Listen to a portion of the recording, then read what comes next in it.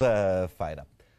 A doença dos ossos de vidro, conhecida tecnicamente por osteogênese imperfeita, é muito rara, mas para quem sofre diariamente com este problema, é algo com danos muito graves na qualidade de vida, já que falamos de fratura frequente de ossos, muitas vezes de forma espontânea. Hoje, que é Dia Mundial da Osteogênese Imperfeita, aproveitamos para dar maior visibilidade a esta doença, na conversa que se segue com o Manuel Cassiano Neves, membro do Conselho Científico da Associação Portuguesa de Osteogênese Imperfeita, e Filipa Ramalhete, uma jovem estudante de 20 anos, portadora desta doença. Bom dia aos dois. Olá, Filipa. Bom dia. Doutor, bom dia. Muito obrigado pela sua presença. Começo por si. Esta é a pergunta clássica, quando não sabemos de que é que estamos a falar. Porquê é que isto acontece? Isto é uma alteração genética que tem a ver com alterações do colagênio, que é como por assim dizer, o cimento armado do nosso corpo, que acontece que causa uma fragilidade óssea bastante grande e, como foi dito aqui na sua introdução, realmente se traduz fundamentalmente por fraturas, com maior incidência do que aquilo que é habitual, mas também por dores ósseas nas formas mais leves, que têm realmente uma importância no dia a dia. E há aqui um condicionamento claro do crescimento. Existem várias formas de osteogênese imperfeita. Claro que nas formas mais graves temos realmente um condicionamento grande em termos da estatura, com alterações no desenvolvimento da coluna, que traz realmente alterações importantes. E algo detetável logo à nascença, como é que se começa a manifestar? Como eu disse, é uma doença genética e, portanto, é transmissível de pais para os filhos. Por outro lado, pode haver também mutações, ou seja, pais saudáveis podem ter uma criança com uma osteogênese imperfeita. Pode ser começada logo a pensar nisso nos exames que se fazem nas ecografias pré-natais, devido realmente às alterações de estatura dos ossos. E depois é realmente a história clínica e o aspecto morfológico da criança que nos faz suspeitar desta situação. Ou seja, quando não é detectado ainda no período de gestação, a criança pode nascer e não se detectar no imediato. Existem situações, nas formas mais leves, em que pode ser realmente difícil de fazer um diagnóstico inicial. Nós hoje em dia ouvimos falar muito no síndrome da criança batida ou da criança maltratada, que é uma das situações que às vezes põe esta confusão, porque as pessoas não estão alertadas deste problema, pensam que a criança no fundo está a ser maltratada, quando na realidade tem uma doença de base que leva à fragilidade dos ossos. A Filipa já o disse, hoje tem 20 anos, é estudante de comunicação social, certo? Mas já não é criança, passou por esse processo. É complicado ser-se criança e viver-se com este problema, saber-se que tem que ter muitos cuidados que outras crianças não têm no seu crescimento. Um bocadinho. É um bocadinho complicado.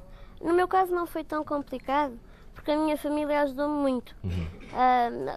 A criança depois habitua-se, mas o dizer, olha, não podes fazer isto, porque tens de ter um certo cuidado, porque te partes, porque tens o osso frágil, não podes correr. Não, uma criança normal, as atividades de uma criança normal. A partir dos 10 na interação com as outras crianças também deve ser complicado. É limitante, um bocadinho, maneira mais romântica de se dizer. Não podemos fazer tudo. Há crianças que se deslocam com a ajuda de algum auxiliar técnico e não podemos fazer tudo. Tentamos acompanhar o mais possível os nossos colegas e, essencialmente, explicar aquilo que temos aos outros também é complicado. E que eles percebam aquilo que temos e as limitações e porque é que não podemos e porque é que somos pequeninos e baixinhos e não crescemos, também é complicado. E depois isto psicologicamente, tanto para o doente lidar com isto e tentar perceber a outra parte que não está habituada à novidade. Mas quando há um bom suporte familiar, como a Filipa já aqui disse, isso supera-se. Sim, os médicos também nos informam. E como é que se explica isto a uma criança? Não é fácil? Não é fácil, mas como a Filipa disse, no fundo eles vão crescendo com estas limitações, portanto é uma doença crónica e, portanto, cria-se alguma habituação, por assim dizer, aos problemas. O dramático é que até talvez 98 nós não tínhamos nada dentro da medicina para oferecer a estes doentes. Hoje em dia temos alguma coisa para oferecer, o que também penso que tem importância na maneira como eles crescem. Ou seja, há já formas, já que se trata da doença popularmente chamada por ossos de vidro, há já formas de fortalecer os ossos destas crianças e dos adultos que já deixaram de ser crianças, mas que passaram por esse processo com a doença? Existem medicamentos que têm tendência, que não funcionam em 100% dos casos, mas na grande maioria ajuda realmente a fortalecer estes ossos. Existem também cirurgias, no fundo, mais uma vez, o tal exemplo do cimento armado, que é colocar umas pequenas cavilhas dentro dos ossos para dar uma maior fortaleza aos ossos, para permitir que realmente estas crianças possam ter uma vida o mais próximo do normal possível, de maneira que estes efeitos psicológicos que a gente está a falar possam ser também mais limitados, não é? A Filipa já passou por estes tratamentos? Já passou pela cirurgia? Já, muitas vezes. Cirurgia já muitas vezes. E nota efeitos positivos, diretos dessas intervenções? Sim, sim. Noto.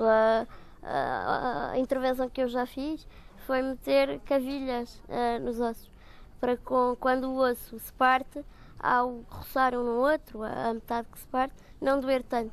No seu dia-a-dia, de uma forma prática, isso traduz-se em alguma coisa que já possa fazer que no passado não podia? Não, na prática não. Agora, hoje em dia, o que acontece é que não faço fraturas, ou não faço há muito tempo. E quando faço são microfraturas, que não dói um bocadinho, mas não é preciso um tratamento tão severo. E logo aí é já uma vitória muito grande não fazer essas fraturas já há muito tempo. Doutor, quantas pessoas é que há assim em Portugal? Esse é outro problema. A Associação dos Doentes Portadores de Osteogenesis Imperfecta tem realmente tentado desenvolver um esforço no sentido de ter uma ideia de quantos doentes é que existem em Portugal, que andará perto dos 100. Mas eu penso que esse número é muito maior, porque, primeiro, as pessoas às vezes não acreditavam na medicina e as pessoas que tinham estes problemas, nomeadamente os familiares, muitas vezes acabavam por deixar os miúdos em casa e não levá-los sequer ao médico. Porque realmente, como lhe disse, aqui há uns tempos atrás não havia resposta para esta situação. Depois existem formas relativamente frustras que se calhar não são diagnosticadas ainda. E, portanto, estamos num processo de divulgação, de esclarecimento e também para tornar mais visíveis estas pequenas formas, que se calhar tratadas numa fase mais precoce possa realmente melhorar a sua qualidade de vida no futuro. E a evolução da medicina pode levar-nos por esse caminho? Há perspectivas no breve, médio prazo de termos inovações médicas que possam melhorar também a qualidade de vida destas pessoas? Eu penso que sim. Como eu lhe disse, do ponto de vista médico tem havido sempre pequenos avanços e é um dos campos que se desenvolve muito e hoje em dia existe uma investigação grande em termos do metabolismo ósseo, saber como é que os ossos se desenvolvem e de que maneira é que nós podemos melhorar a qualidade do osso. Esse é um dos aspectos primordiais. E depois, mais tarde, sonhar um pouco com estas engenharias genéticas e poder realmente, num futuro, alterar estes aspectos genéticos que estão deficientes e tentar substituí-los por um gene correto, de maneira que as pessoas possam ser libertadas. Antes de terminarmos, eu reparei e li também esta manhã, hoje estão os dois com pelo menos uma peça de roupa amarela. Tem um significado especial, Filipa? Tem, porque foi a cor que se escolheu, que as várias associações de outros países, principalmente as inglesas, de países de língua inglesa, que escolheram ser o amarelo, a cor para representar a doença. E simbolicamente hoje vestem-se de amarelo e toda a gente que o queira fazer pode associar-se também desta forma. Eu confesso, só esta manhã soube, senão teria todo o gosto em trazer também uma gravata amarela. Doutor, muito bom dia, muito obrigado pela sua presença. Filipa, muitas felicidades. Obrigada, agradeço igualmente. a sua presença nesta edição da manhã, neste que é o Dia Mundial da Osteogénese Imperfeita. Vamos seguir agora em frente, quando estamos já com 1 minuto depois das